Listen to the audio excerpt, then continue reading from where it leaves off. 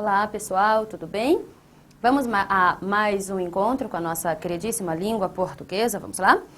E o nosso assunto de hoje, olha só que beleza, a voz verbal. Vamos trabalhar aí com essas 3 vozes verbais que o seu concorrente não sabe, mas você saberá direitinho como é que esse processo funciona, como é que se dá esse processo nesses vários verbos que aparecem em um determinado período. Tá? Mas antes de mais nada, eu preciso, só chamar a minha telinha aqui, eu preciso de que você entenda o seguinte. Não são todos os verbos que apresentam uma daquelas 3 vozes. Você se lembra de quais sejam as 3 vozes que um verbo pode apresentar? Vamos lá? Olha só. Um verbo, ele pode estar na voz ativa, você se lembra disso? Ó, ele também pode se encontrar na voz passiva, ó. E ele também pode se apresentar com a soma dessas 2 vozes. Ativa mais passiva, aí você terá a voz reflexiva. Olha aí, ó. Voz reflexiva. Pronto. Tá? Um verbo ele pode se apresentar na voz ativa, na voz passiva ou na voz reflexiva. Mas antes de eu explicar essas 3 vozes a você, preciso de que você entenda isso daqui, ó. Não são todos os verbos que vão apresentar uma dessas vozes. Então, eu preciso pelo menos aqui, ó, de 2 regras. Eu preciso de 2 regras, pelo menos, para que um verbo possa apresentar uma dessas vozes, tá? E são regras simultâneas e obrigatórias. A primeira coisa que eu preciso perceber, para que um verbo possa apresentar uma dessas vozes, é necessário, olha só, a primeira regra aqui, ó, é necessário que ele indique uma ação. Ó, é necessário que ele indique uma ação.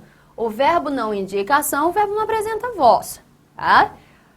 Até mesmo pela definição, não sei se você se lembra, mas se você pegar uma gramática e olhar a definição de voz ativa, você verá assim, ó, o sujeito pratica a ação do verbo. Se você olhar a definição da voz passiva, você verá assim, ó, o sujeito sofre a ação do verbo. Se você olhar a definição de voz reflexiva, você verá assim, ó, o sujeito pratica e sofre a ação do verbo. Notou isso? Então, chegamos à conclusão de que, para que um verbo apresente uma das 3 vozes, é necessário que ele indique uma ação, ou que ele apresente uma ação, tá? Significa dizer, então, que nós estamos excluindo da ideia os verbos de ligação. Galerinha, verbo de ligação não apresenta voz.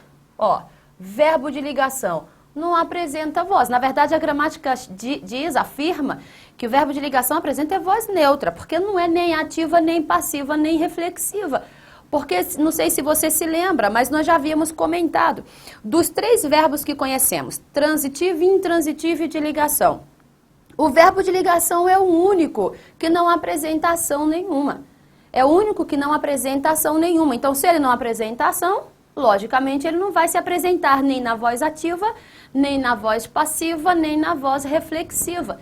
E cuidado com isso, porque, por exemplo, a FCC gosta muito de trabalhar com essas ideias de verbo de ligação ter de apresentar uma determinada voz. Não apresenta. Não apresenta nenhuma das 3, tudo bem? Só que eu disse 2 regras. Qual é a segunda? A segunda regra, o seu verbo precisa necessariamente apresentar um sujeito. Ó, eu preciso de um sujeito. Quer ver? Vamos relembrar a definição? Olha a definição. Voz ativa, o sujeito pratica. Voz passiva, o sujeito sofre. Voz reflexiva, o sujeito pratica e sofre. Então, para que o seu verbo possa se apresentar em uma das vozes, além de ele apresentar uma ação, é necessário que ele também aí traga um sujeito no período. Ah, já sei, Rosi. Isso também tira da ideia os verbos impessoais. Olha só, você sabe o que é um verbo impessoal? Verbo impessoal é aquele que não apresenta sujeito. Ora, se um verbo não apresenta sujeito, eu não terei um ser que pratique, sofra a ação, ou que faça as duas coisas ao mesmo tempo. Eu não tenho sujeito, eu não tenho voz. Na verdade, o verbo não apresenta voz nenhuma, nem ativa, nem passiva, nem reflexiva, porque eu estou falando das três. Entende isso que eu estou falando? Então, são duas regras básicas. Se o verbo indicou ação, e além de indicar ação, ele apresenta um sujeito, então você tem aí alguma possibilidade de atribuir ao verbo uma dessas vozes. Entende isso? Então é necessário que você perceba essas coisas. E de verdade, se você vai trabalhar, por exemplo, com a banca FCC, você vai notar isso direto. Direto, porque ela apresenta essas ideias a você. Ela pede que você encontre um dos itens em que você possa perceber uma dessas vozes. Aí tasca lá para você verbo de ligação, verbo impessoal, e a sua concorrência não vai percebendo, não vai percebendo. Aí você já vai ter de perceber. Estou excluindo os verbos impessoais, estou excluindo os verbos de ligação. Então o verbo indicou ação, o verbo apresentou o sujeito, então eu posso aí pensar numa dessas vozes. Entende isso? Ok? Legal, gente. Agora, deixe-me conversar outra coisa a você, antes de eu falar realmente sobre esse processo. Quando você encontra, então, o verbo de ação e, em seguida, você encontra o seu sujeito, é necessário também que você perceba isso, ó. O sujeito, ele pode apresentar uma de duas características, às vezes até as duas ao mesmo tempo, né? Você vai notar que o seu sujeito, ele pode praticar uma determinada ação. Ó, ele pratica a ação do verbo. Ou, outras vezes, ele vai sofrer a ação do verbo. Ó, ora ele pratica, ora ele sofre. Rose, como é que eu vou diferenciar essas coisas? Bom, existem alguns caminhos, mas primeiro eu vou falar aqui o da interpretação. O caminho da interpretação, tranquilo também. À medida que formos estudando este assunto, você verificará outros caminhos também muito tranquilos. Mas eu vou começar por este aqui, ó. Como é que você sabe que um sujeito pratica, que um sujeito sofre uma determinada ação? Entendendo que, se o seu sujeito, ele faz alguma coisa, de acordo com a interpretação do período, você identifica que o seu sujeito está fazendo alguma coisa. Fazendo o quê, Rose? Gente, qualquer coisa. Ele faz alguma coisa com algo, ele faz alguma coisa com alguém, ou ele simplesmente faz. Mas se o seu sujeito faz alguma coisa, desenvolve alguma ação, age dentro do seu período, você só pode ter um sujeito que pratica. Então eu vou colocar assim, ó. Sujeito que pratica é aquele sujeito que faz. Ó, é o sujeito que faz. Ah, mas nem sempre você vai perceber um sujeito que faz alguma coisa. Às vezes você percebe que algo ou alguém fará alguma coisa com o seu sujeito. Quando algo ou alguém faz alguma coisa com o seu sujeito, aí ele não mais pratica. Agora é hora de ele sofrer a ação. Então ele só sofre quando fazem com ele. Ele sofre quando fazem com ele. Então eu vou colocar assim a você, ó, fazem com o sujeito. Pronto, ó, o sujeito sofre quando fazem com o sujeito. Fazem o que? Qualquer coisa, gente, qualquer coisa. Mas agora o meu sujeito não vai desenvolver uma ação, vão desenvolver uma ação sobre o sujeito. Isso é pela interpretação e é tranquilo perceber. Existem outros métodos para você descobrir isso, se o seu sujeito está praticando, se o seu sujeito está sofrendo a ação? Claro que sim, mas vamos começar aí devagar. Seu sujeito pratica quando ele faz algo. Ele faz com algo, ele faz com alguém, ele simplesmente faz. Seu sujeito sofre quando fazem com ele. Algo ou alguém vai fazer alguma coisa com o seu sujeito. Já está na hora de você perceber que ele sofre, tudo bem? Quer ver? Vamos verificar isso em exemplos. Vamos verificar isso em exemplos. Imagine isto aqui, ó. Imagine este exemplo. Deixe-me só apagar aqui, limpar esta tela. Vamos lá. Imagine este exemplo aqui, ó. Os alunos haviam homenageado os professores. Os professores. Olha só. Os alunos haviam homenageado os professores. Bom, vamos identificar aqui aquilo que nós temos, já estamos acostumados a fazer? Vamos fazer? Sujeito, verbo, complemento, sujeito, verbo, complemento, vamos lá? Mas aí eu agora quero trabalhar com verbo, sujeito e verbo, tudo bem? Vamos lá? Não sei se você nota, mas aqui nós temos haviam homenageado, aqui nós temos dois verbos indicando um único processo verbal, nós estamos diante de uma locução verbal, tudo bem, gente? Então vai lá. Quem é que havia homenageado os professores? Você logo nota isto daqui, ó. Os alunos, sujeito, ó. E sujeito cujo núcleo é alunos. Um único núcleo marca a presença de um sujeito simples, isso mesmo, olha aí, ó. Agora só interpretando, vamos interpretar? Galerinha, pense aí comigo. O que esses alunos fizeram? Eles fizeram alguma coisa? Sim, sim. O que eles fizeram? Ah, Rose, eles homenagearam. Aqui, ó. Eles homenagearam, havia homenageado. E eles homenagearam o quê? E eles homenagearam os professores. Ah, então eles fizeram algo. Sim. Eles fizeram algo com quem? Com os professores. Ah, eu tenho alunos fazendo alguma coisa com alguém. Eu tenho alunos homenageando os professores. Eu tenho sujeito fazendo alguma coisa com alguém. Se o meu sujeito faz alguma coisa, eu só posso ter um sujeito, então, que o quê, galerinha?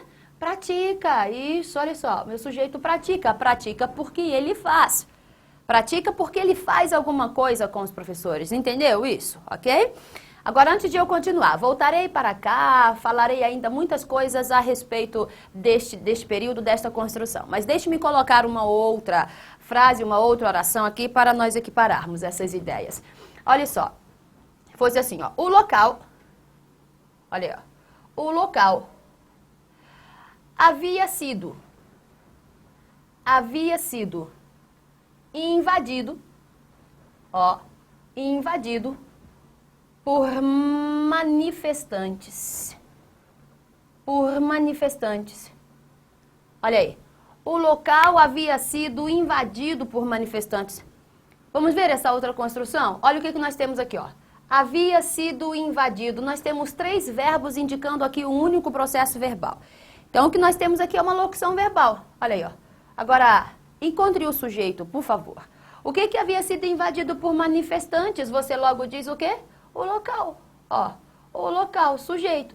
Rose, sujeito cujo núcleo é local. Isso, o único núcleo, o seu sujeito é o quê? Simples. Olha aí, que coisa mais simples. Que coisa mais simples. Tá vendo só? Então, vamos lá. Galerinha, interpretando comigo, vai. De acordo com o que você leu, de acordo com o que você interpretou, o que esse local fez? Ah, ele não fez nada, então, tá vendo? O local não fez nada. Fizeram alguma coisa com o local. Fizeram o quê com o local, Rose? Invadiram esse local. Ah, e quem foi que invadiu esse local? Manifestantes. Olha só, manifestantes. Foram os manifestantes que fizeram alguma coisa só. Foram os manifestantes que fizeram alguma coisa com esse local. Rose, o que os manifestantes fizeram? Eles acabaram invadindo esse local. Só estou interpretando com você, olha só uma interpretação. É só para você entender que aqui o seu sujeito ele não faz mais nada, fazem com ele. O que esse local fez hoje? Nada. Ah, invadiram o local. Isso, fizeram alguma coisa com o local. Isso. Então o seu sujeito não mais pratica. Seu sujeito pratica quando ele faz. Quando fazem com ele, então você já tem de perceber que o seu sujeito agora o quê? Sofre a ação. Olha aí, ó. Seu sujeito sofre a ação. Tá vendo só? Então eu tenho sujeito que pratica, sujeito que sofre. Pratica quando ele faz, sofre quando fazem com ele. Só na interpretação. Eu tenho outros caminhos para mostrar a você, mas vamos primeiro pelo caminho, vamos trilhar aí o caminho da interpretação. É tudo, interpretação é tudo. Tá? Então está aí. Só que aí nós temos o seguinte, voltando para cá. Ó. Quando o seu sujeito pratica uma determinada ação, então você vem ao seu verbo e diz assim, ó, o meu verbo só pode estar, ó, se pratica, pratica, pratica. O verbo só pode estar na voz ativa. Isso, sujeito que pratica, verbo na voz ativa. E detalhe, se o seu sujeito pratica é porque ele faz. Se ele faz é porque ele age. Se ele age, então ele é considerado um ser agente. É isso. Olha aí como é que é tranquilo. Ser agente, ó. Repita, Rosi, repetirei. Olha só. Um sujeito que faz é um sujeito que pratica. Se ele faz, ele pratica. Se ele pratica, ele age. Se ele age, ele é chamado de ser agente. Entendeu? E agora, Rosi, olha só. Aqui o meu sujeito sofre. Se o seu sujeito sofre, a gramática diz assim, ó. Quando o sujeito da oração sofrer a determinada ação do verbo, então o seu verbo não poderá mais estar na voz ativa. Já é hora de você considerar o verbo na voz o quê? Passiva. Olha aí, ó, verbo na voz passiva. Por que passiva? Porque o seu sujeito agora é o quê? Sofre. E se ele sofre, ele é considerado agora de ser paciente. Olha aí, gente. Ser paciente. Olha aí que bacana. Está vendo só? Sujeito pratica, sujeito agente. Sujeito sofre, sujeito paciente. Sujeito agente, verbo na voz ativa. Sujeito paciente, verbo na voz passiva. Tranquilo isso? Tudo bem? Tranquilo, né, gente? Então, se está tudo muito tranquilo, pense a respeito deste período aqui, ó. Eu vou apagar, só que depois eu volto para falar alguma coisa sobre essa estrutura aqui, ó, os professores, tá? Eu prometo que eu volto a este período, a esta oração. Vamos lá? É só para você pensar comigo agora a respeito do próximo período que colocarei aqui, ó. Olha só. Este período, o que você me diria a respeito dele, ó? Analisaram-se